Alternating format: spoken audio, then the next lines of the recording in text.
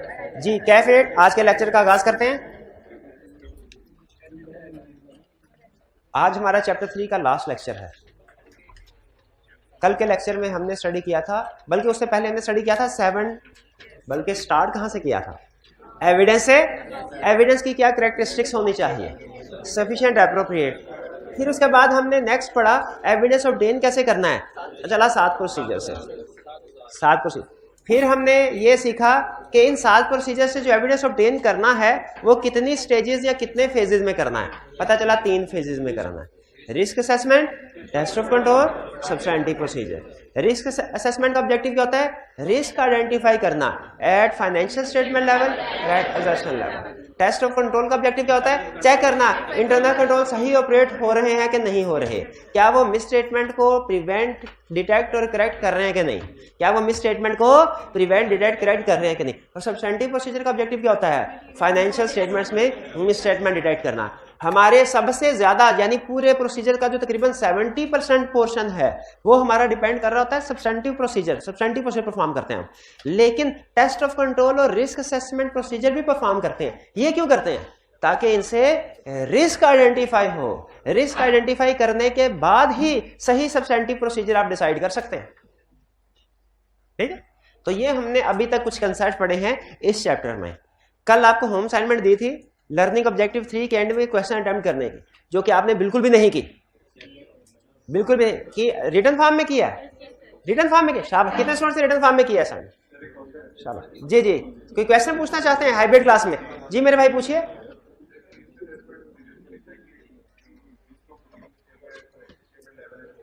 जी जी, हाँ शाबाश। उन्होंने एक फर्क ढूंढा। उन्होंने कहा कि सर रिस्क असेसमेंट प्रोसीजर्स में तो उसने रिस्क आइडेंटिफाई किए एट फाइनेंशियल स्टेटमेंट लेवल और एट असर्शन लेवल, दोनों लेवल पे, लेकिन टेस्ट ऑफ कंट्रोल्स और सब्सटेंटिव प्रोसीजर में सिर्फ असर्शन लेवल है, फाइनेंशियल स्टेटमेंट लेवल नहीं है। तो उनका क्वेश्चन ये है कि सर जो रिस्क एट असर्शन लेवल है, ये समझ आ रही है, जो रिस्क एट असर्शन लेवल है वो तो टेस्ट ऑफ कंट्रोल से, सब्सटेंटिव प्रोसीजर से एड्रेस हो जाता है, क्योंकि टेस्ट ऑफ कंट्रोल भी असर्शन लेवल के लिए है, सब्सटेंटिव प्रोसीजर भी असर्शन लेवल के लिए। तो रिस्क एट असर्शन लेवल तो एड्रेस हो जाता है टेस्ट ऑफ कंट्रोल और substantive procedure. Risk at financial statement level जो आइडेंटिफाई किया है वो कैसे असेस होता है? क्योंकि टेस्ट ऑफ कंट्रोल और सब्सटेंटिव प्रोसीजर में फाइनेंशियल स्टेटमेंट लेवल का लफ्ज नहीं है। तो फिर वो risk at financial statement level वो कैसे एड्रेस होता है, ये आप बताएंगे भाई। वो कैसे एड्रेस होता है? फिर भाई यही क्वेश्चन है ना आपका। जी बताइए, वो कैसे एड्रेस होता है? Risk at financial statement level कैसे एड्रेस होता है? हमें क्या पता, हमने थोड़ी कभी एड्रेस किया। कैसे एड्रेस होता है? कैसे एड्रेस होता है risk at financial statement level? Substantive procedure, substantive procedure में फाइनेंशियल स्टेटमेंट लेवल नहीं है, वो सिर्फ असर्शन लेवल। सब्सटेंटिव प्रोसीजर की डेफिनेशन पढ़ी है, याद की है? नहीं की। ये हाल है, ना असाइनमेंट किया ना याद करके आया, पता नहीं कैसे होगा ऐसे। परसों याद करके आए थे भाई। बताइए, रिस्क असेसमेंट प्रोसीजर में risk at financial statement level भी आइडेंटिफाई होता है, असर्शन लेवल भी। ये समझ रहे हैं ना सेंटेंस? तो रिस्क एट असर्शन लेवल तो टेस्ट ऑफ कंट्रोल और सब्सटेंटिव प्रोसीजर से हो गए, तो risk at financial statement level कैसे होंगे?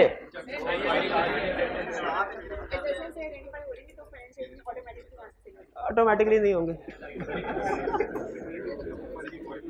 क्या? जल्दी बता, जल्दी। हम इनहेरेंट रिस्क में फाइनेंशियल स्टेटमेंट लेवल के रिस्क को आइडेंटिफाई करते हैं, आइडेंटिफाई करते हैं। ये तो मैं भी मान रहा हूं, वो तो रिस्क असेसमेंट स्टेज पे ही आइडेंटिफाई कर ले। और एड्रेस कैसे करते हैं? आइडेंटिफाई करने का मतलब कुछ और होता है, एड्रेस करने का मतलब कुछ और होता है। जब डॉक्टर स्कैन करता है, टेस्ट करवाता है, तो वो मर्ज को आइडेंटिफाई करता है, और जो छुरी घोंप के इलाज करता है ना फेफड़ों का, वो एड्रेस करता है। मैं एड्रेस करने को, आइडेंटिफाई करने को नहीं पूछ रहा। आइडेंटिफाई तो रिस्क असेसमेंट प्रोसीजर में हो जाएंगे, risk at financial statement level. उनका इलाज कैसे होगा? ये हारा कल कलब के मर गया मैं और आपको नहीं समझ है। ओवरऑल अप्रोच कोई सीखी थी कल हमने? ओवरऑल अप्रोच किस बला का नाम है? वो दुनिया में किस लिए इजाद हुई ओवरऑल अप्रोच? ताकि risk at financial statement level को एड्रेस किया जा सके। नहीं याद ओवरऑल अप्रोच? मैं किसी और क्लास में पढ़ा दी होगी, है ना भाई, और कोई क्लास नहीं पढ़ाता मैं। अब सिर्फ एक ही क्लास पढ़ाता होता, इसी क्लास में पढ़ाई थी। ला में पढ़ा गया हूं तो कुछ कह नहीं सकता मैं। तो भाई वो जो रिस्क एंड, आपने बिल्कुल ठीक, हाइब्रिड वाले स्टूडेंट आपने बिल्कुल ठीक आइडेंटिफाई किया है कि रिस्क हम दो तरह से आइडेंटिफाई करते हैं, एट फाइनेंशियल स्टेटमेंट लेवल और at assertion level. Financial statement level को एड्रेस करने के लिए ओवरऑल अप्रोच है, असर्शन लेवल पर इसको एड्रेस करने के लिए टेस्ट ऑफ कंट्रोल और सब्सटेंटिव प्रोसीजर है। इसीलिए टेस्ट ऑफ कंट्रोल और सब्सटेंटिव प्रोसीजर की डेफिनेशन में असर्शन लेवल है, फाइनेंशियल स्टेटमेंट लेवल नहीं है। और कल बताया भी था आपको एग्जाम में, उसने केस स्टडी में पूछा हुआ था कि रिस्क ऑफ फ्रॉड है, बताओ कैसे एड्रेस करोगे। तो क्या बताना था हमने कि risk of fraud, risk at assertion level, financial statement level है, ओवरऑल अप्रोच के, और फिर ओवरऑल अप्रोच के पॉइंट लिखने थे। लेकिन आपकी जाने भला रिस्क एट असर्शन लेवल क्या होता है, risk at financial statement level क्या होता है, ये अभी भैया बताएं जरा। रिस्क एट असर्शन लेवल की दो एग्जांपल दीजिए, risk at financial statement level की दो एग्जांपल दीजिए। असर्शन लेवल बस फ्रॉड होता है, जो भी मैंने बता दिया। गोइंग सर कुछ नहीं, आप ना कुछ असाइनमेंट करके आए हैं, ना आप कुछ याद करके आए हैं, सिर्फ घर जाके टाइम पास करके आ गए हैं। अब क्वेश्चन की डिस्कशन में करने का, जिससे पूछूंगा ना वही बताएगा और फौरी बताएगा। बस आज मैं गुस्से में हूं। Question 7. ITA shall perform risk assessment procedure to provide a basis for the identification and assessment of risk. Identification का मतलब क्या है, रिस्क ढूंढना है कि नहीं है। असेसमेंट का मतलब क्या है, छोटा रिस्क के बड़ा रिस्क। असर्शन लेवल का कि फाइनेंशियल स्टेटमेंट लेवल का। वो कहता है risk assessment procedure provide basis for identification and assessment of risk of real misstatement at financial statement and assertion level. Statement ठीक बता रहे ना। List down the risk assessment procedure as described above. वो risk assessment procedure बता दीजिए जी मेरे भाई, रिस्क असेसमेंट प्रोसीजर बताइए। Increase level of professional scepticism, reduce materiality level, element of unpredictability, more of the procedure at year end, increased supervision, direction and review of team, engage more experienced and expert staff। सारा गलत। ये तो है response to risk and financial statement. मैंने पूछा है risk assessment procedure, यानी risk को आइडेंटिफाई करने के लिए जो प्रोसीजर परफॉर्म करेंगे। देखिए ना, एक चीज में रखिए, मैंने आपको बताया था ना टू और ऑन का फर्क। टू और ऑन का फर्क क्या है, टू का मतलब है कोई काम करने के लिए क्या प्रोसीजर परफॉर्म करेंगे, बताया था ना। चार्टर्ड अकाउंटेंट बनने के लिए क्या करेंगे, what will you do to become chartered accountant. दिन रात पढ़ेंगे, होम असाइनमेंट करेंगे, केस स्टडीज की प्रैक्टिस करेंगे, वीकली टेस्ट देंगे, क्लास में आके क्वेश्चन पूछेंगे, ये सारे काम हैं टू बिकम। और what would you do on becoming chartered accountant. कभी कोई केस स्टडी बाकी की जिंदगी में नहीं करेंगे, कभी नहीं पढ़ेंगे, उयाशी करेंगे, है? ये है फर्क, टू और ऑन। फर्क पता चल गया ना। कोई काम करने के लिए और कोई काम कर होने के बाद। मैं पूछ रहा हूं रिस्क असेसमेंट प्रोसीजर, ये होते हैं to identify risk. Risk assessment procedure क्या होते हैं, टू आइडेंटिफाई रिस्क। और रिस्पॉन्स क्या होता है, ऑन आइडेंटिफाइंग रिस्क। मैंने पूछा है रिस्क आइडेंटिफाई करने के लिए क्या प्रोसीजर परफॉर्म करेंगे, वो होते हैं रिस्क असेसमेंट प्रोसीजर। वो गिनवाए ना, inquiry, observation, inspection, analytical procedure. Inquiry, observation, inspection, analytical procedure. Inquiry से बताइए कैसे रिस्क असेस होगा, जल्दी से बताएं, शाबाश। हाँ जी, आप इंक्वायरी से, आपने ऑडिटर नहीं बनना, आपने ऑडिट नहीं करने जाके, आपने क्लाइंट से इंक्वायरी नहीं करनी, रिस्क असेसमेंट नहीं करनी। क्या हाँ। सवाल पूछेंगे, हाँ जी क्या पूछेंगे, पूछें सवाल जिससे कोई ऐसा सवाल पूछे जिससे रिस्क आइडेंटिफाई होता हो। आप इन्वेंट्री काउंट नहीं करते, रिस्क आ गया ना, रिस्क राइज हो गया ना, इसका मतलब है जो बैलेंस शीट में इन्वेंट्री होगी वो गलत हो सकती है, ये है रिस्क। शाबाश, बिल्कुल ठीक है। इंक्वायरी, ऑब्जर्वेशन, क्या देखने से रिस्क आइडेंटिफाई होता है, बताइए। ऑब्जर्वेशन का कोई एक प्रोसीजर जिससे रिस्क आइडेंटिफाई होता हो, नहीं भाईजान जी। इन्वेंट्री काउंट, अगर हम इन्वेंट्री काउंट को ऑब्जर्व कर रहे हैं और हमें पता चले कि क्लाइंट इंस्ट्रक्शंस के मुताबिक जो उसको इंस्ट्रक्शन दी गई हैं, जो एसओपीज दिए गए हैं, उनको फॉलो नहीं कर रहा इन्वेंट्री काउंट करने में, तो रिस्क है कि इन्वेंट्री काउंट ठीक नहीं होगा। अगर आप ऑब्जर्व करते हैं और आपको पता चल जाता है कैश में सेग्रीगेशन ऑफ ड्यूटीज नहीं है, यानी एक ही बंदा रिसीव कर रहा है कैश, वही रिकॉर्ड कर रहा है, रिस्क बढ़ गया। तो देखिए इंक्वायरी से भी रिस्क बढ़ गया, ऑब्जर्वेशन से भी, इंस्पेक्शन से भी।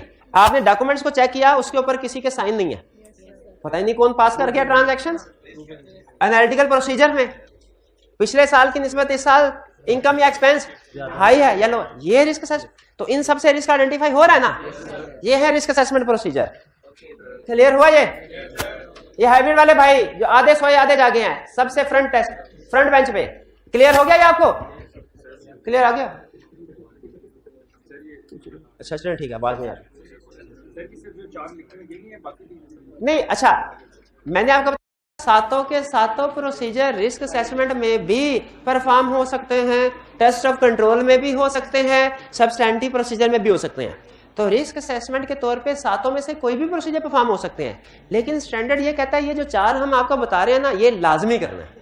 इसीलिए बेहतर यह है कि यही एग्जाम में लिखे, सातों के सातों ना लिखे। उन्होंने कहा सर आपने तो कहा था सातों किसी भी स्टेज पे परफॉर्म हो सकते हैं, तो रिस्क असेसमेंट में आप सिर्फ चार के नाम ले रहे हैं, बाकी तीन के क्यों नहीं ले रहे? क्योंकि स्टैंडर्ड ने हमें कहा है कि रिस्क असेसमेंट के लिए ये चार फेवर। देखिए कुछ प्रोसीजर कुछ जगह पे ज्यादा अहम होते हैं, कुछ कम। बाकी के प्रोसीजर रिस्क असेसमेंट में परफॉर्म कर सकते हैं, लेकिन वो निस्बतन कम अहम है, इसलिए उनको रिस्क असेसमेंट प्रोसीजर में हम नहीं लिखते। आप भी एग्जाम में जब आपसे पूछेगा ना, तो बेहतर है यही चार कंसेप्चुअली ज़हन में रखें, सातों हो सकते हैं, लेकिन लिखने कितने हैं? यही चार। क्लियर जी?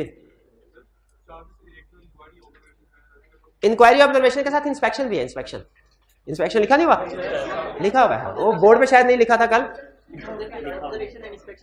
ऑब्जर्व एक ही लाइन में लिखा, कोई बात नहीं, एक ही होता, कोई नो प्रॉब्लम।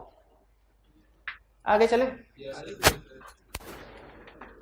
ISA 315 पता नहीं कौन सा स्टैंडर्ड है। Understanding the entity and assessing the risk of material misstatement states, वो स्टैंडर्ड ये कहता है। स्टैंडर्ड में ये बात लिखी है क्या? The auditor should perform risk assessment procedures to obtain an understanding of entity and its environment. Entity और environment एक ही बात है, including its internal control। यानी स्टैंडर्ड में क्या लिखा हुआ है? ऑडिटर को रिस्क असेसमेंट प्रोसीजर परफॉर्म करने चाहिए, किस लिए? एंटिटी की अंडरस्टैंडिंग ऑब्टेन करने के लिए और इंटरनल कंट्रोल की अंडरस्टैंडिंग ऑब्टेन करने के लिए। ये लाइन समझ आ रही है ना? कह रहे explain the purpose of risk assessment procedure. Risk assessment procedure का पर्पस क्या है?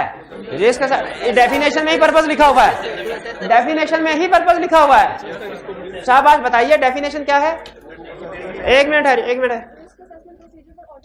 Procedure to obtain understanding of entity and its internal control to assess risk of material misstatement at financial statement level and transaction level.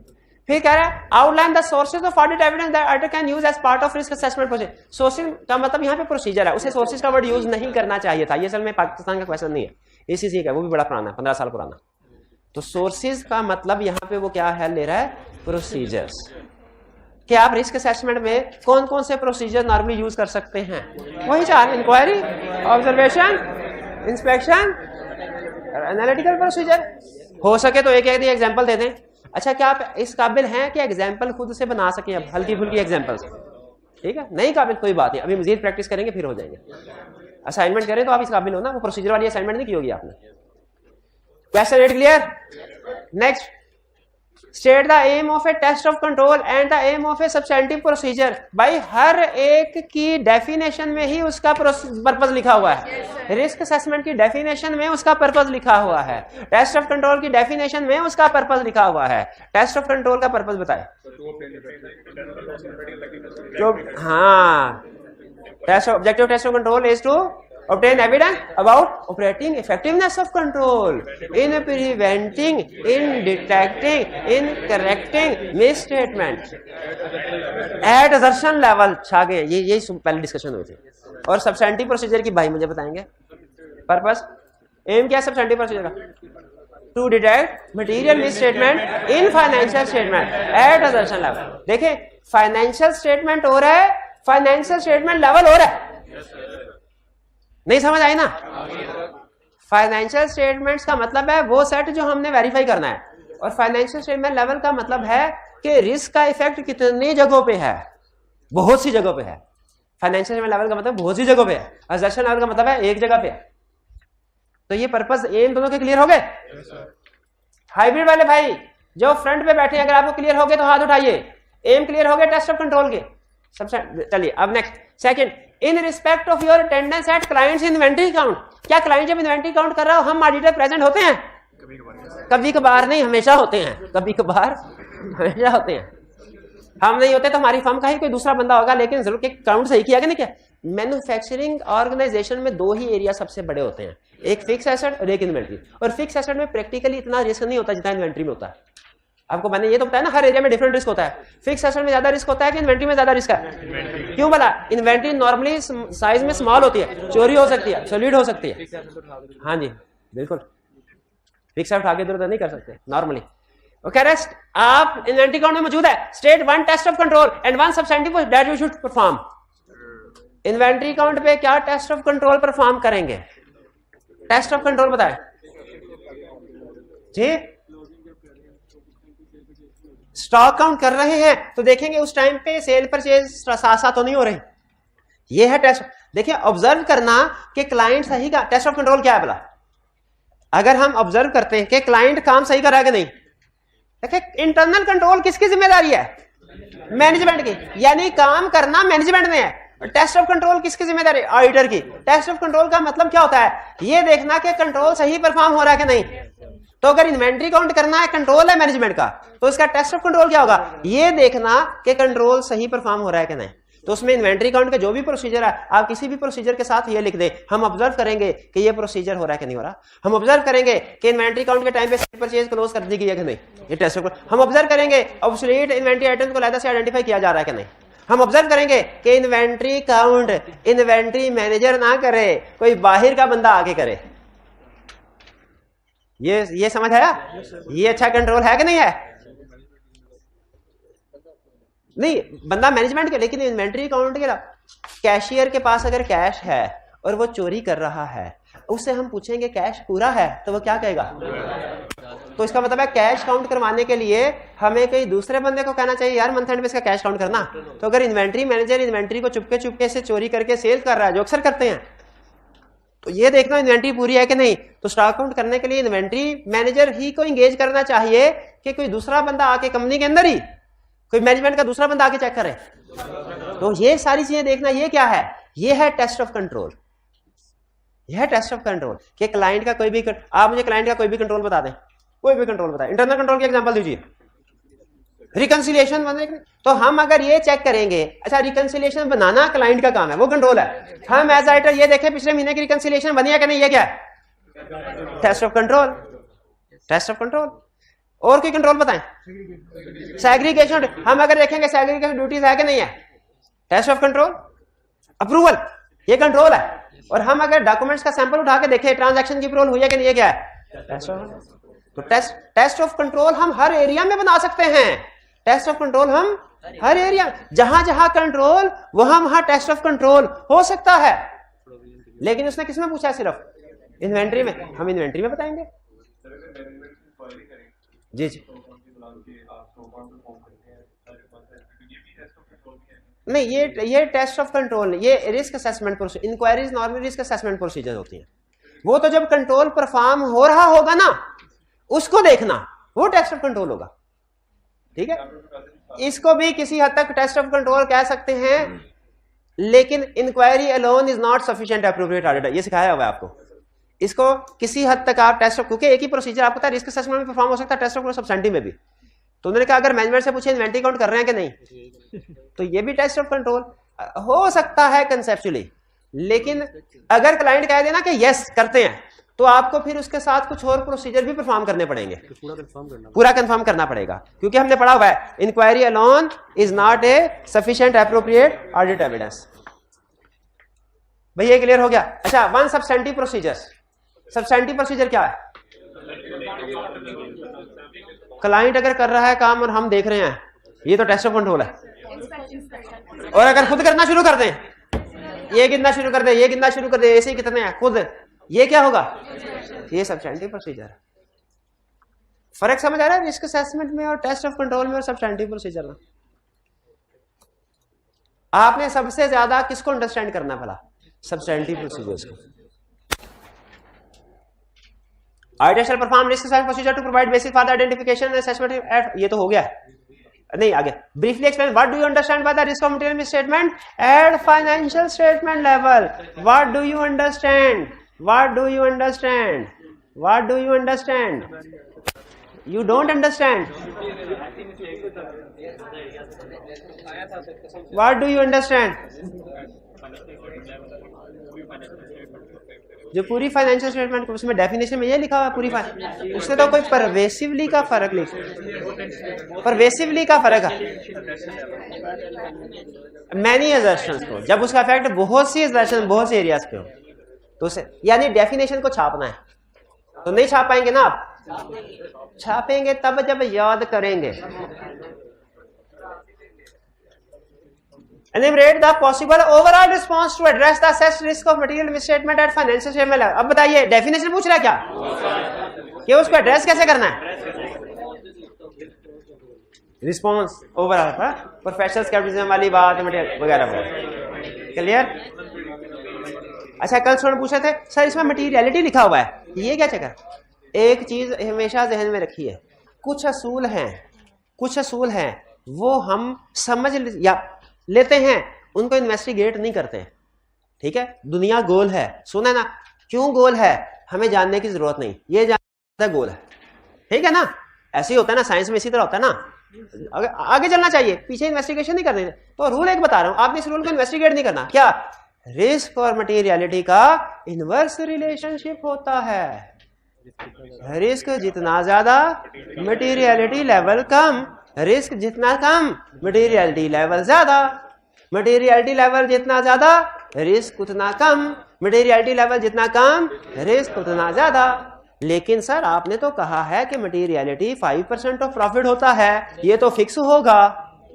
तो risk भी fix होना चाहिए नहीं materiality level change भी हो सकता है कभी आप इसको 5 से 6 या 7 भी कर सकते हैं कभी ये 5 से 4 या 3 भी कर सकते हैं वो कब करते हैं क्यों करते हैं ये बाद में पढ़ेंगे जो आप इसका बिल्कुल ठीक बन जाए रिस्क बेस पे रिस्क ज्यादा हो तो मटेरियलिटी लेवल का फिर कौन सी परसेंटेज कम यूज करनी चाहिए 3% 4% अगर रिस्क कम है अगर क्वेश्चन में उसने रिस्क के बारे में कुछ नहीं बताया हुआ तो हम स्टैंडर्ड यूज करते हैं 5% ओवरऑल रिस्पॉन्स क्लियर हुआ जी क्वेश्चन 10 में क्या इसमें briefly explain what do you understand by risk of material misstatement at financial statement level इनका क्वेश्चन है क्या इसमें रिस्पांस भी लिखना है इसमें रिस्पांस भी लिखना है इसमें रिस्पांस भी लिखना है एग्जांपल्स लिखनी चाहिए रिस्पांस नहीं लिखना उसने क्वेश्चन में नहीं पूछा हुआ रिस्पांस क्वेश्चन में रिस्पांस नहीं पूछा हुआ डिफाइन करें एग्जांपल दीजिए substantive procedure to obtain evidence to detect material misstatement in the financial statement yes list the two general types of substantive procedure दो जनरल टाइप बताइए दो सब्सटेंटिव प्रोसीजर की एनालिटिकल प्रोसीजर और टेस्ट ऑफ डिटेल और आपको एक tip बताऊं जो आपको दुनिया की किसी किताब में नहीं लिखी मिलेगी हमारे प्रोसीजर थे ना 7 उसमें एक था एनालिटिकल प्रोसीजर और जो बाकी के जो 6 थे इन्हें कलेक्टिवली कहते हैं टेस्ट ऑफ डिटेल्स क्योंकि इनमें ज्यादा डिटेल में काम करना पड़ता है ठीक है वही बताया ना सातों के सातों प्रोसीजर रिस्क असेसमेंट में भी हो सकते हैं टेस्ट ऑफ कंट्रोल में भी सब्सटेंटिव में नहीं हो सकते तो सब्सटेंटिव में सिर्फ 2 ही है analytical procedure test of detail नहीं सब्सटेंटिव में भी सातों हैं test of detail includes 6 inquiry observation inspection reperformance recalculation external confirmation सारे आगे लेकिन यहां पे आपको सिर्फ 2 जनरल टाइप लिख देना काफी है एनालिटिकल प्रोसीजर और टेस्ट ऑफ डिटेल के आगे टाइप 6 लिखने की जरूरत 2 नंबर है उसमें इतना थोड़ी लिखेंगे क्लियर आगे चलते हैं can an auditor ignore substantive procedure for a material account balance if related controls are assessed to be very strong एक क्वेश्चन में उसने कहा आप एक आई कैप का केस स्टडी का उसका क्लाइंट का ऑडिट करने के लिए गए उनका इंटरनल कंट्रोल इतना स्ट्रांग कि आपने सारी जिंदगी इतना स्ट्रांग इंटरनल कंट्रोल नहीं देखा आपने कहा इसमें तो काम करने की जरूरत ही नहीं है तो बताइए क्या जरूरत नहीं है अगर इंटरनल कंट्रोल जितने मर्जी स्ट्रांग हो जाएं 2 रीजन की वजह से टेस्ट ऑफ कंट्रोल परफॉर्म करेंगे हाँ क्या सब्सटेंटिव प्रोसीजर भी परफॉर्म करेंगे यस सब्सटेंटिव प्रोसीजर भी हाँ कम कर देंगे लेकिन करेंगे जरूर इसकी 2 रीजन है पहली रीजन कि आई स्टैंडर्ड रिक्वायर करते हैं कि आपने हर एरिया में सब्सटेंटिव प्रोसीजर परफॉर्म करने हैं सैंपल बेस का ना एक मतलब, एक अहम चीज बता रहा हूं कंसेप्चुअली। ऑडिटर सैंपल बेस पे काम करता है, ये तो आपने सुना होगा। इसका ये मतलब है कि एक एरिया के अंदर हर ट्रांजैक्शन को चेक नहीं करना, कुछ को चेक करना है, कुछ को नहीं। सैंपल बेस का ये मतलब है। लेकिन सैंपल बेस का ये मतलब नहीं है कि कुछ एरियाज को चेक करो, कुछ को छोड़ दो। एरिया हर एक चेक करेंगे। सैंपलिंग बेसिस का ये मतलब नहीं है कि कुछ एरिया को चेक करो, कुछ को छोड़ दो। फाइनेंशियल स्टेटमेंट का हर एरिया हम पे चेक करना लाजिम है। हाँ, हर एरिया के अंदर कुछ ट्रांजैक्शन को चेक करेंगे, कुछ को छोड़ देंगे। ये है सैंपलिंग का मतलब। ठीक है, तो याद रखिए कि हमने हर एरिया में प्रोसीजर परफॉर्म करने हैं। स्टैंडर्ड कहता है कि आपने हर एरिया में सब्सटेंटिव पर, आपको बताया था रिस्क असेसमेंट प्रोसीजर और सब्सटेंटिव प्रोसीजर, ये हर एरिया में परफॉर्म करना रिक्वायर्ड है। चूंकि सब्सटेंटिव प्रोसीजर परफॉर्म करना रिक्वायर्ड है, इसको ओमिट नहीं कर सकते। एक रीजन ये है। एक दूसरी रीजन जो चैप्टर 1 में हमने पढ़ी थी कि जिस तरह ऑडिट की लिमिटेशन, उसी तरह इंटरनल कंट्रोल की भी लिमिटेशंस होती हैं। इंटरनल कंट्रोल में भी कुछ ना कुछ वीकनेसेस जरूर होंगी, जिनकी वजह से वो 100% एश्योरेंस प्रोवाइड, इसीलिए कुछ ना कुछ उसमें भी कमी बेशी रह सकती। कंट्रोल जितने मर्जी स्ट्रांग हो जाए, परफेक्ट कभी नहीं होंगे। कंट्रोल जितने मर्जी स्ट्रांग हो जाए, परफेक्ट कभी नहीं होंगे। इसीलिए हमें रिस्क को कम कर सकते हैं, प्रोसीजर कम कर दें, लेकिन कुछ ना कुछ सब्सटेंटिव प्रोसीजर जरूर परफॉर्म कर दें। ये अच्छा क्वेश्चन है कंसेप्चुअली। आगे चले जी। Describe the following method used to obtain audit evidence by providing at least 2 examples of each test of control and substantive procedure. Test of control की examples बताइए। Observation, किस चीज की किस एरिया में ऑब्जर्वेशन? अच्छा एक मिनट ठहरे। ऑब्जर्वेशन एग्जाम में 0 नंबर देगा। आप बताइए क्यों 0 नंबर देगा? बताया ही नहीं किस एरिया में क्या ऑब्जर्व कर रहे हैं। किस area? Observation of segregation of duties, इसके आधे नंबर मिल जाएंगे, क्योंकि ये बता ही नहीं रहे सेग्रीगेशन ड्यूटीज किस में, सेल्स में कि कैश में। सेल्स में क्या? आपका याद रखिएगा, एक जनरल 10 लाख की बात बता रहा हूं, अगर समझ आ गए। आपके प्रोसीजर्स में अगर एरिया क्लियर नहीं हो रहा ना कि ये प्रोसीजर किस एरिया में परफॉर्म हो रहा है, वो आपका प्रोसीजर 0 है। सुने, 2 प्रोसीजर बता रहा हूं। पहला, सेंड कंफर्मेशन लेटर। दूसरा, send confirmation letter to debtors. दोनों में फर्क है कि नहीं? किसके मार्क्स मिलेंगे? दूसरे के। पहले वाले के मार्क्स नहीं मिलेंगे। ठीक है, तो अब आधा नंबर भी नहीं मिलेगा, आधा नंबर भी नहीं मिलेगा। स्टूडेंट की आदत है ऐसे ना फार्मूले याद करने की कोशिश करते हैं जो हर जगह फिट हो जाए। निंजा अप्रोच, निंजा अप्रोच हर जगह फिट हो जाए, ये अप्रोच नहीं चलना। स्पेसिफिक आपको बताना पड़ेगा। तो टेस्ट ऑफ कंट्रोल क्या है? Test of control, test of control क्या है? टेस्ट ऑफ कंट्रोल भैया, टेस्ट ऑफ कंट्रोल की एग्जांपल, टेस्ट ऑफ कंट्रोल की एग्जांपल इन्वेंट्री काउंट, वही रगड़ने एग्जांपल जो 3-4 साल दे चुके हैं। इन्वेंट्री काउंट की ऑब्जर्वेशन, इंस्पेक्टिंग रिकंसिलिएशन, शाबाश। Approval of inspect approval of document, ठीक है। किसकी डॉक्यूमेंट्स?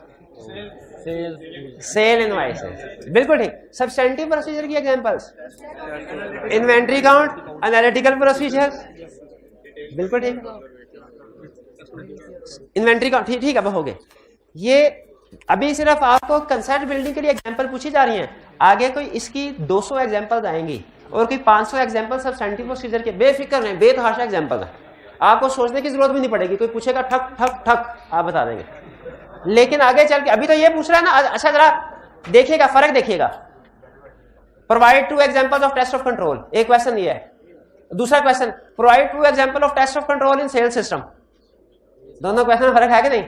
किसमें आपको ज्यादा लिबर्टी है? पहले वाले में। पहले वाले में उसने कहा मुझे टेस्ट ऑफ कंट्रोल बताओ, चाहे सेल्स के बताओ, चाहे परचेज के बताओ, चाहे पेरोल के बताओ, चाहे कैश एंड बैंक के बताओ, चाहे इन्वेंटरी एंड फिक्स्ड एसेट के बताओ। लेकिन दूसरे वाले में अब यहां पे क्या कह रहा है? 2 examples, provide 2 examples of substantive procedure. आगे चल के क्या कहेगा? Provide 2 example of substantive procedure in fixed assets.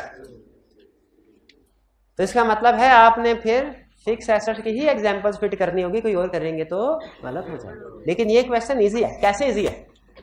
उसने स्पेसिफाई नहीं किया, आपकी मर्जी है, जिस मर्जी एरिया के प्रोसीजर दे दे।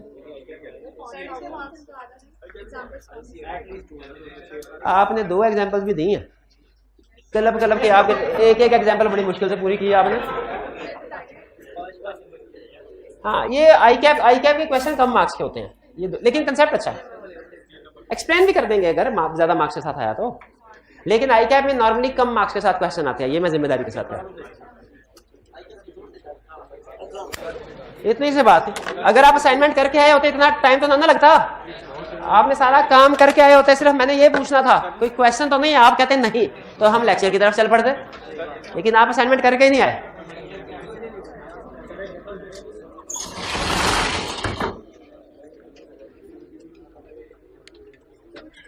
सुन लीजिए हम कहां पे थे, कल हमने लेक्चर कहां पे छोड़ा। पहले तो देखते हैं चैप्टर 3 कहां से शुरू हुआ था। चैप्टर 3 था हमारा फोर्थ एलिमेंट, एविडेंस। हमने सबसे पहले सीखा एविडेंस को सफिशिएंट एप्रोप्रिएट होना चाहिए, फिर सीखा एविडेंस कैसे ऑब्टेन करेंगे 7 प्रोसीजर से, फिर सीखा ये 7 प्रोसीजर किन फेजेस पे परफॉर्म करेंगे, 3 पे, risk assessment, test of control, substantive procedure किस में परफॉर्म किए जाते हैं पहले।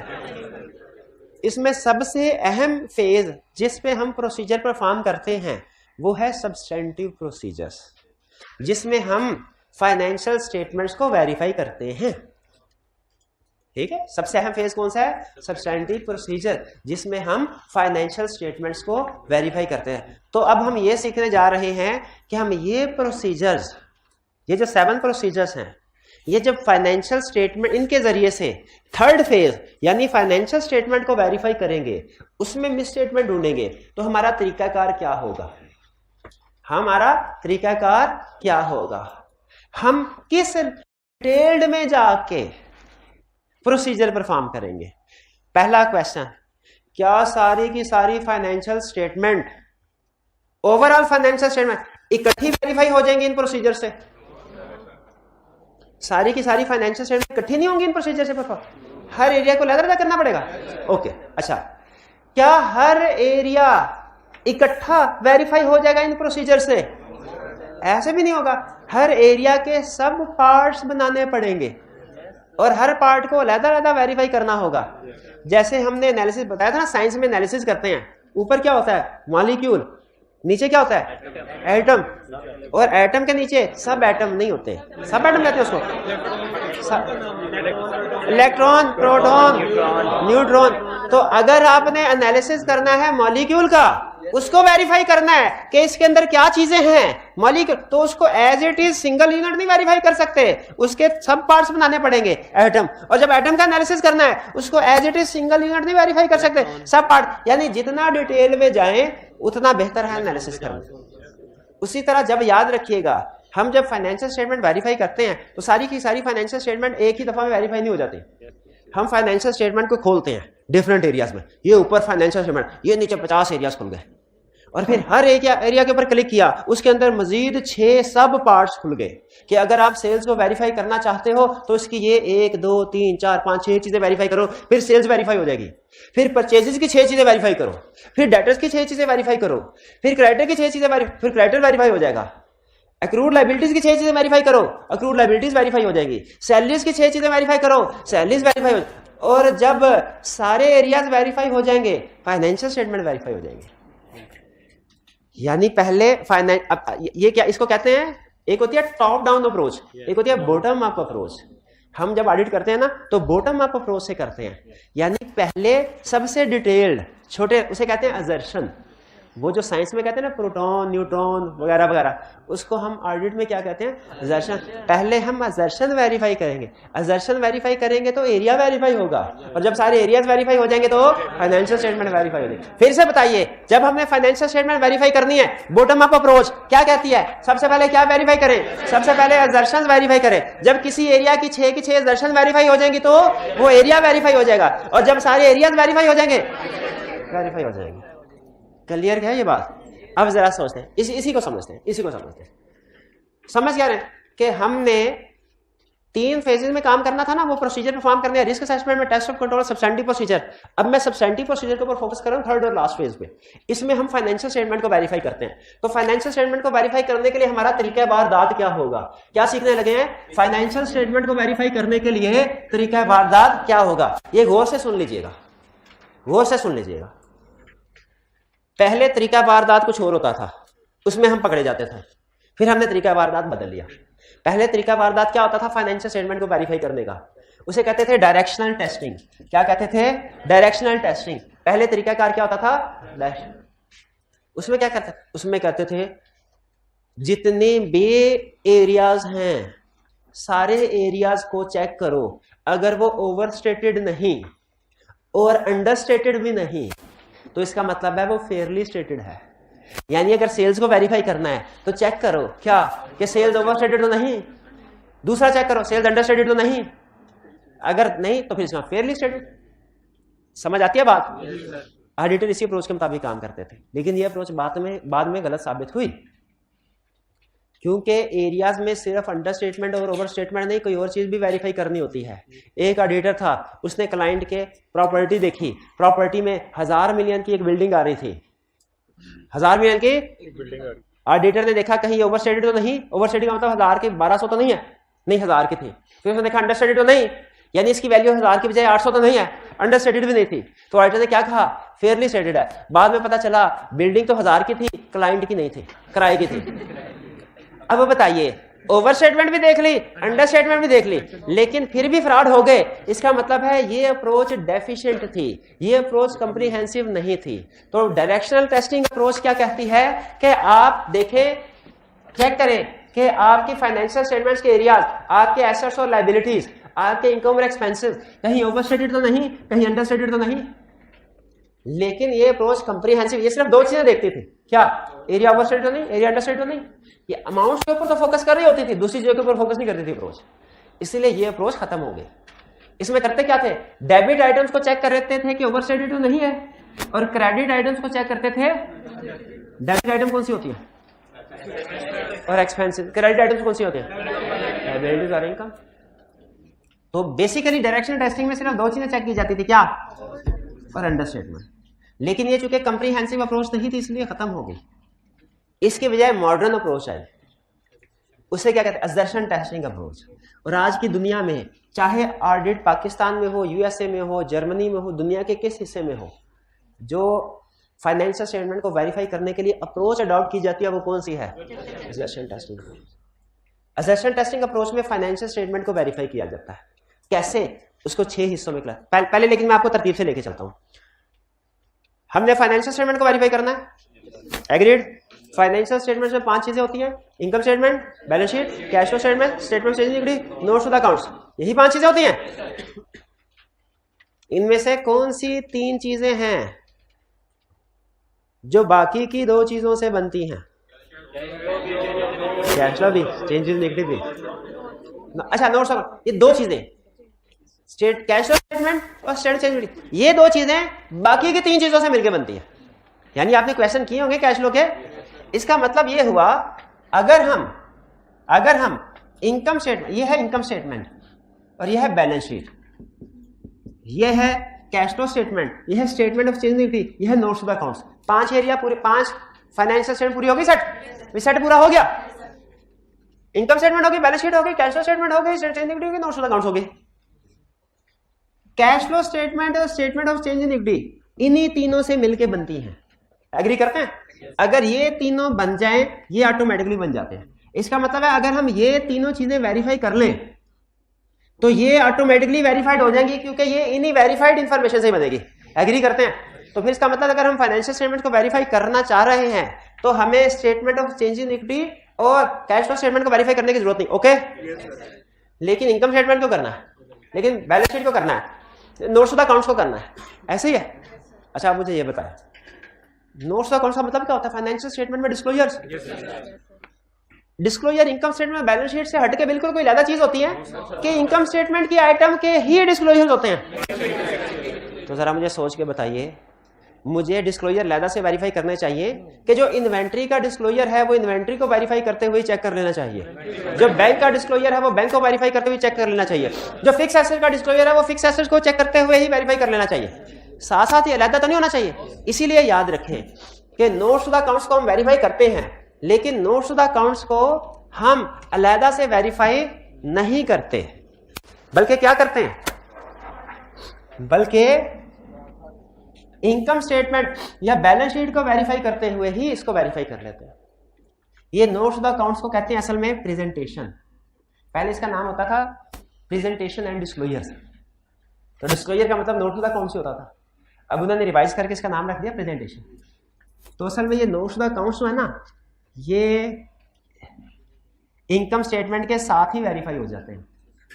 Note to the accounts balance sheet के साथ ही वेरीफाई हो जाते हैं।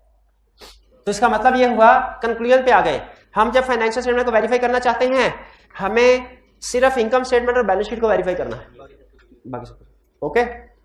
नोट टू द अकाउंट साथ ही वेरीफाई हो जाएंगे जब हर एरिया की प्रेजेंटेशन चेक करेंगे। काफी कम हो गया। अब सुने, जिसे हम कहते हैं अकाउंटिंग में इनकम स्टेटमेंट, उसे ऑडिट में कहते हैं क्लासेस ऑफ ट्रांजैक्शन। आपको कोई इतराज तो नहीं? इतराज है? जिसे अकाउंटिंग में कहते हैं बैलेंस शीट, उसे ऑडिट में कहते हैं अकाउंट बैलेंस। आपको कोई इतराज तो नहीं है? नहीं। इसका मतलब यह हुआ, अब हमने इनकम, अब मेन कंसेप्ट के ऊपर आ गए, ये सारे बैकग्राउंड थी। हमने अगर फाइनेंशियल स्टेटमेंट को वेरीफाई करना है, हमने इनकम स्टेटमेंट को करना है और बैलेंस शीट को करना है, खत्म। यानी क्लासेस ऑफ ट्रांजैक्शन को वेरीफाई करना है और अकाउंट बैलेंस को करना है। क्लासेस ऑफ ट्रांजैक्शन जहां पे लफ्ज है फौरन आपके जहन में आ जाए इनकम स्टेटमेंट, अकाउंट बैलेंस जहां पे है फौरन जहन में आ जाए। क्लासेस ऑफ ट्रांजैक्शन में कोई एरिया बताए? सेल्स। मुझे बताइए, सेल्स ब्रॉड लेवल पे वेरीफाई हो जाएगी कि इसके कुछ हिस्से करने पड़ेंगे? हर हिस्से को ज्यादा वेरीफाई करना है, हिस्से करने पड़ेंगे। ये जो यानी सेल्स में हम देखेंगे क्या ये सेल्स कंप्लीट रिकॉर्ड हुई है, क्या ये सेल्स वाकई अकर्ड हुई है, क्या ये सेल्स एक्यूरेट है, क्या ये सेल्स प्रॉपरली कट ऑफ है, क्या ये सेल्स प्रॉपरली क्लासिफाइड है, क्या इस सेल के डिस्क्लोजर्स वगैरह दे दिए गए हैं जो जरूरी थे। जब ये सारी चीजें चेक कर लेंगे तो इसका मतलब हुआ सेल्स वेरीफाइड है।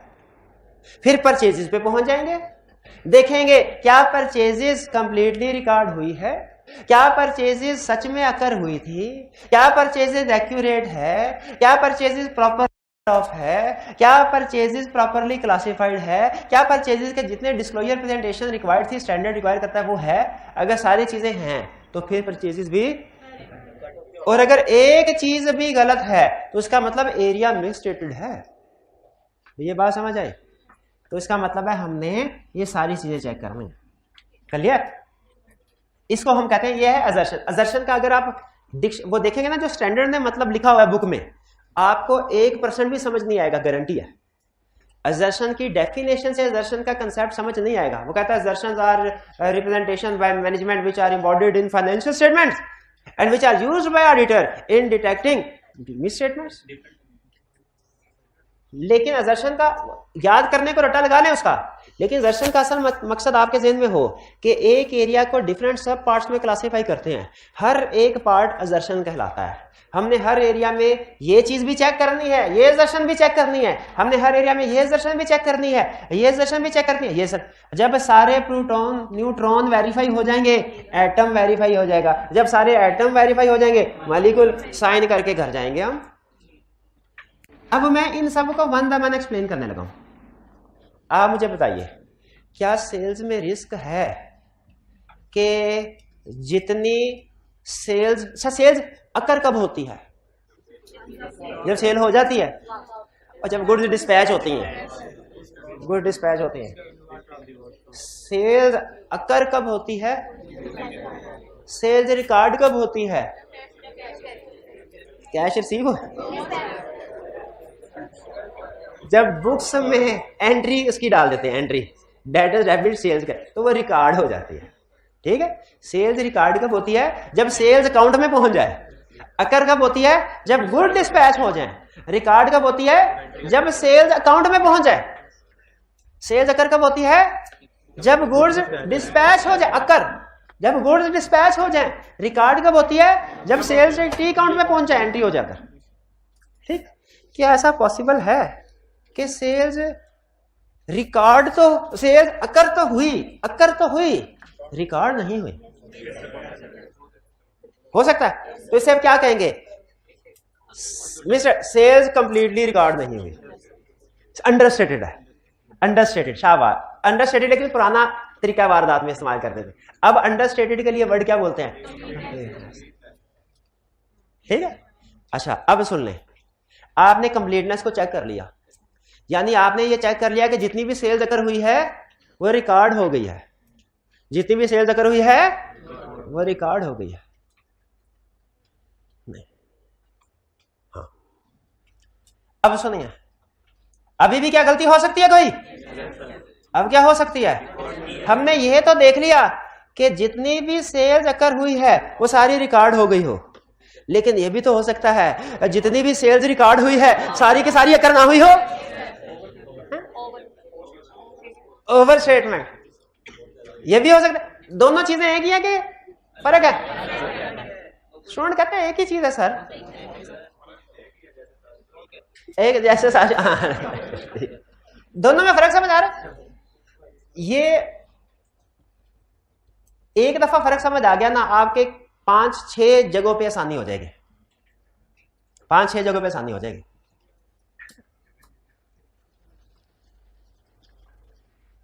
कंप्लीटनेस का मतलब क्या है? All occur transactions have been recorded, all occur transactions have been recorded. और अकरेंस का मतलब क्या है? All recorded transaction have been occurred. नहीं समझ आई ना? नहीं समझ आई? Explain with the help of example. तो ये नहीं लिखना था अभी, अब तो पता चल गया। चलो, सेल्स के एग्जांपल है, गुड डिस्पैच नोट 10 हैं, यानी 10 दफा गुड्स डिस्पैच की हैं। गुड डिस्पैच नोट कितने बने? ये 10 रुपए नहीं है, 10 ट्रांजैक्शन है। गुड्स डिस्पैच नोट कितनी है? 10।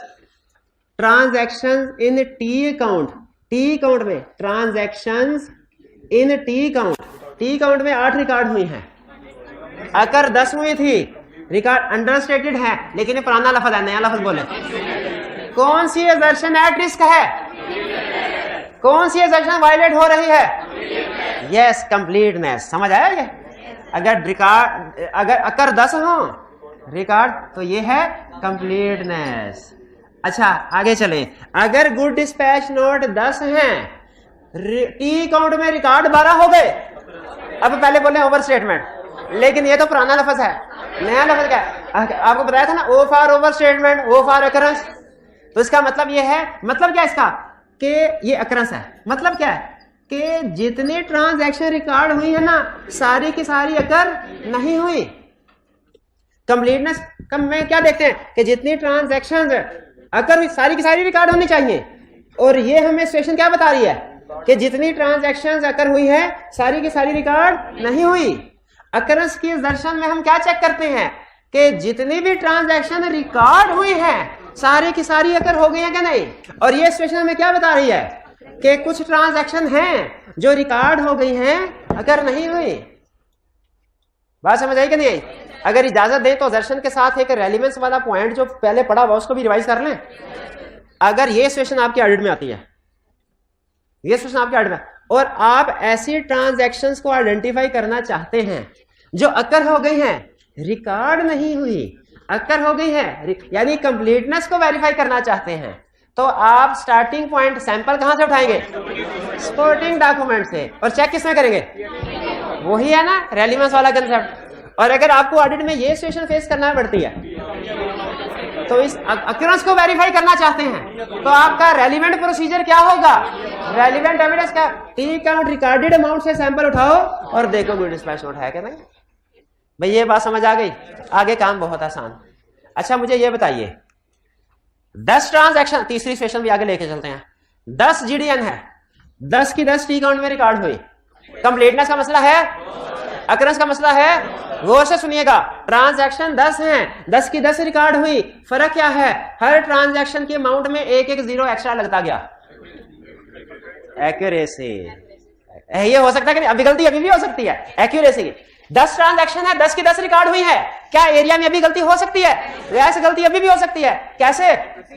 एक्यूरेट कि हर ट्रांजैक्शन की अमाउंट गलत हो जाए। और ये जहन में रखिएगा, ये जहन में रखिए, ये वो बात बता रहा हूं जो लिखी होती है, एक्सप्रेसली कम्युनिकेट नहीं की जाते, तो स्टूडेंट को बात समझ नहीं आती क्या कि कंप्लीटनेस और अकरेंस का ताल्लुक नंबर ऑफ ट्रांजैक्शन से है। इसमें हम नंबर ऑफ ट्रांजैक्शन चेक करते हैं पूरी पूरी रिकॉर्ड हुई है कि नहीं, एक्यूरेसी का ताल्लुक अमाउंट से है।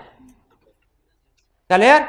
अच्छा मुझे बताएं 10 ट्रांजैक्शन अकर हुई, 10 की 10 रिकॉर्ड हुई, ये भी ओके?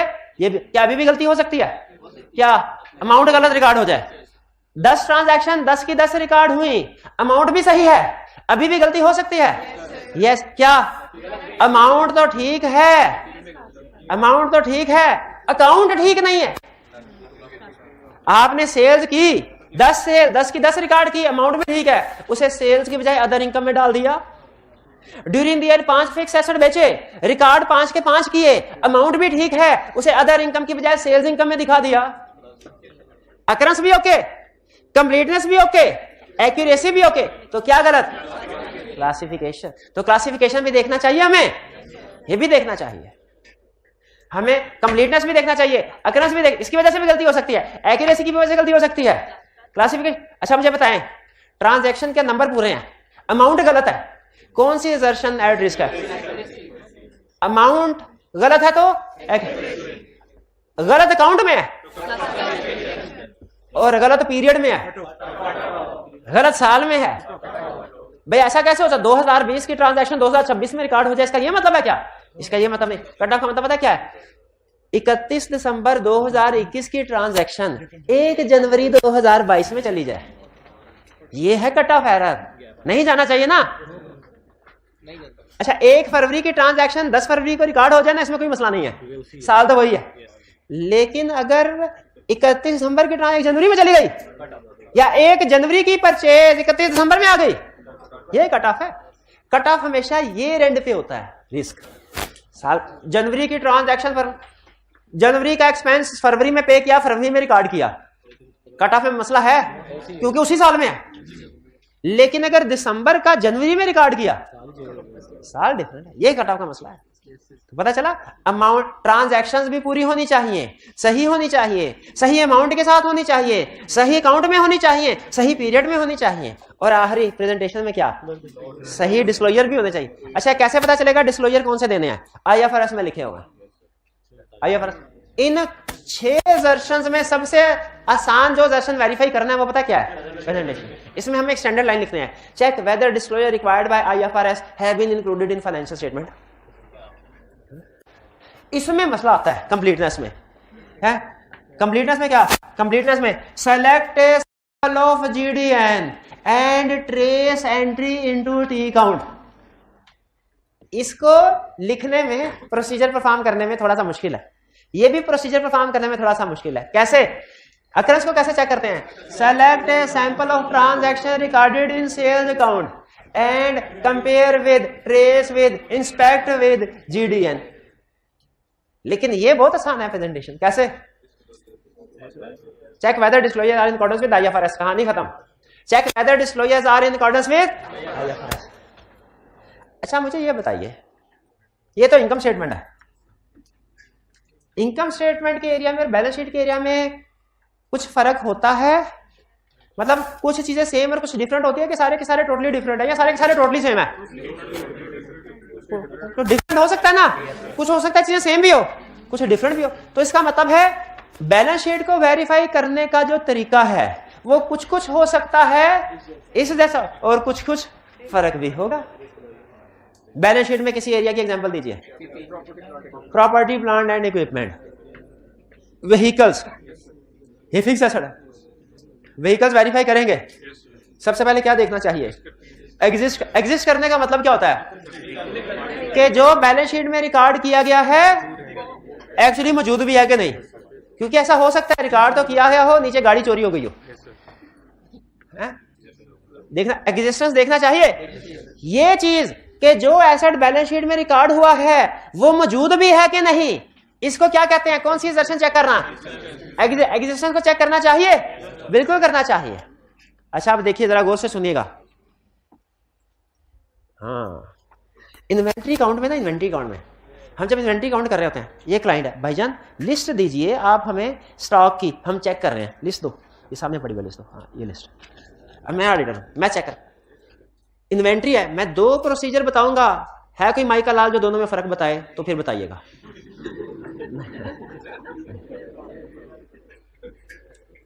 3 गिलास किधर हैं? ये 6 प्लेटें किधर है? ये गोदाम में पड़े। ये 5 परातें पड़ी हुई हैं, ये लिस्ट में किधर हैं? ये लिस्ट में किधर हैं? दिखाओ। 2 प्रोसीजर हैं, एक को हम कहते हैं लिस्ट टू फ्लोर, यानी लिस्ट में जो क्लाइंट ने इन्वेंट्री की लिस्ट बनाई है, स्टॉक शीट, उसमें से सैंपल सिलेक्ट करके मैं वेयर हाउस में देख रहा हूं मौजूद है कि नहीं।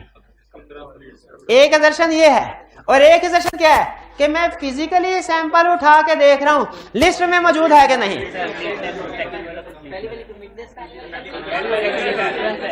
पहली वाली अच्छा अकरेंस कह सकते थे अगर क्लासिक ट्रांजैक्शन होती, लेकिन यहां पे हम एग्जिस्टेंस कहते हैं। एग्जिस्टेंस अकाउंट बैलेंस में अकरेंस का वर्ड नहीं, उसकी जगह पे कौन सा वर्ड होता है? तो जब मैं लिस्ट में से सैंपल उठा के देख रहा हूं फिजिकली मौजूद है कि नहीं, एग्जिस्टेंस। और जब मैं फिजिकली कोई चीज जो मौजूद है, कंप्लीट नहीं। अगर आप थोड़ा सा सोचें ना, थोड़ा सा सोचें, अगर सोचने के काबिल हो, थोड़ा सा सोचें, तो इसकी कंप्लीटनेस और इसकी कंप्लीटनेस में सेम कंसेप्ट है पीछे कि देखना, इसमें देखते हैं सारी ट्रांजैक्शन रिकॉर्ड हो गई है कि नहीं, इसमें देखते हैं सारे एसेट्स और लायबिलिटी रिकॉर्ड हो गए हैं कि नहीं। और ये जो एग्जिस्टेंस और अकरेंस है, इनमें भी तकरीबन बैक एंड पे सेम कंसेप्ट काम कर रहा है कि जो एंट्री हो गई है, जो रिकॉर्ड हो गई है, वो देखना कि सही उसके सपोर्टिंग डॉक्यूमेंट जेन्युइन है कि नहीं, मौजूद है कि नहीं सपोर्टिंग रिकॉर्ड। तो यहां पे जो बैलेंस शीट में रिकॉर्ड हो गई है वो देखना फिजिकली एसेट मौजूद है कि नहीं, एग्जिस्टेंस। क्लियर हुआ ये? एक्यूरेसी, अच्छा इसमें इसका पूरा नाम है एक्यूरेसी वैल्यूएशन एंड एलोकेशन। इसका कंसेप्ट वही है जो है अमाउंट देखना, लेकिन इसमें वैल्यूएशन एंड एलोकेशन इसलिए कहा है कि डेप्रिसिएशन होती है, बाजू का इंपेयरमेंट टेस्टिंग होती है। हाँ जी, जो के हमारी खास तौर पे हमने इधर देखनी होती है। एक्यूरेसी वैल्यूएशन एंड कि क्या एसेट्स प्रॉपर्ली वैल्यूड है। आपने ये हमेशा सुना होगा कि assets and liability properly valued है कि नहीं, शायद ये कभी ना सुना हो कि इनकम एक्सपेंस प्रॉपर्ली वैल्यूड है कि नहीं। वैल्यूड का लफ्ज जो है ना, ये एसेट्स और लायबिलिटीज के लिए यूज होता है, अकाउंट बैलेंस के लिए। शाबाश, ठीक है। तो एक्यूरेसी का कंसेप्ट वही है, देखना अमाउंट ठीक है कि नहीं। 10 गाड़ियां थी, 10 की 10 इधर है, 10 की 10 मौजूद है, एग्जिस्टेंस भी एक्यूरेंस भी है, और डेप्रिसिएशन किसी की रिकॉर्ड नहीं की। Accuracy valuation location. एक गाड़ी थी खरीदी, रिकॉर्ड भी की है, 10,000 की खरीदी थी, 1 लाख की कर दी है। चेक करना चाहिए कि नहीं करना है? देखिए, जहां पे हमें नंबर ऑफ एसेट्स के ऊपर फोकस करना है कि सारे के सारे हों, उनकी अमाउंट में भी तो फोकस करना है। आखिरी क्वेश्चन इसमें से, इसके बाद मुझे तसल्ली हो जाएगी। क्या आपने बताना है असर्शन कौन सी वायलेट हुई? मैं स्टॉक काउंट कर रहा था, जितना स्टॉक लिस्ट में लिखा था उतना ही नीचे मौजूद भी था, लेकिन कुछ स्टॉक ऐसा था जो ऑब्सोलीट था, क्लाइंट ने उसे एनआरवी पे रिकॉर्ड नहीं किया। गलत, वैल्यूएशन नहीं, एक्यूरेसी वैल्यूएशन एंड लोकेशन। पूरा नाम बोले असर्शन का, ये असर्शन वायलेट हुई। एसेट था, गाड़ियां थी, 10 गाड़ियां रिकॉर्ड हुई हैं, फिजिकली भी 10 गाड़ियां थी, अमाउंट भी ठीक है। क्या अभी भी फ्रॉड हो सकता है? क्या हो सकता है?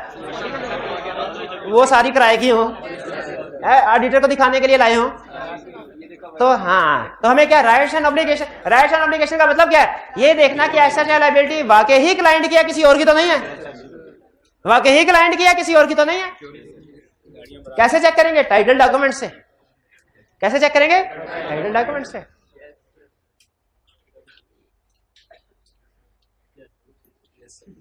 ये सिर्फ एग्जांपल दे रहा हूं, वरना हर चीज के टाइटल डॉक्यूमेंट्स नहीं होते।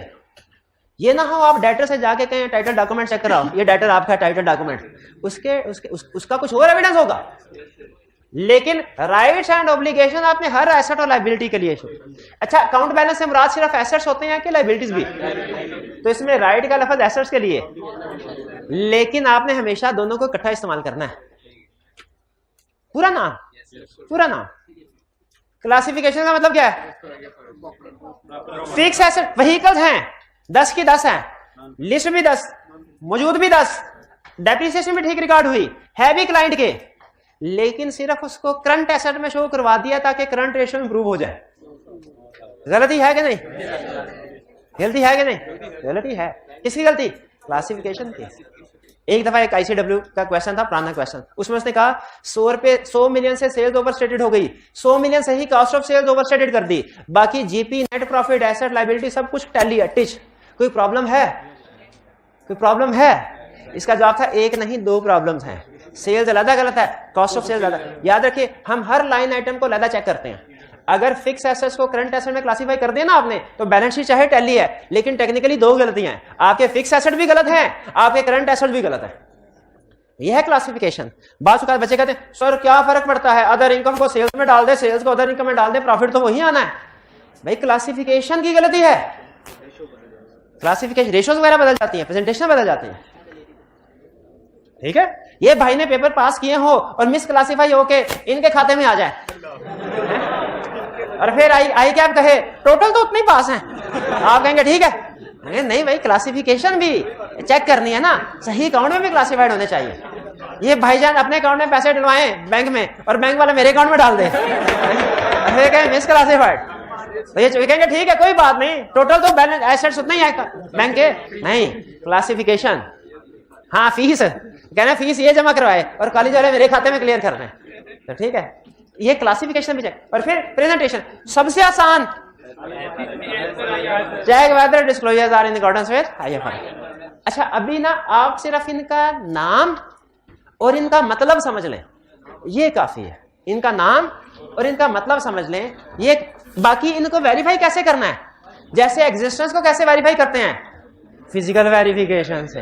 अकरेंस को कैसे वेरीफाई करते हैं, select a sample of recorded amount and compare.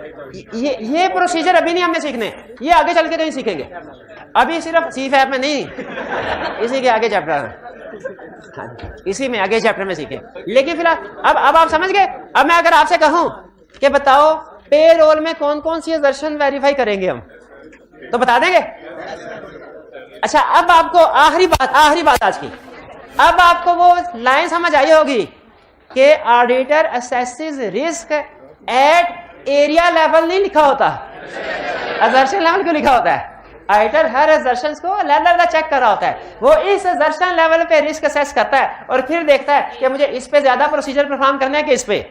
आखिरी क्वेश्चन हल्फिया कह रहा हूं, आखिरी क्वेश्चन में एकदम से बात में आ जाती ना। मुझे बताइए, अगर आप सोच के सारा लेक्चर जो है इस सवाल पे खड़ा है, अगर आप सेल्स का एरिया वेरीफाई कर रहे हो, कौन सी असर्शन में ज्यादा रिस्क है, कंप्लीटनेस में के अकरेंस में?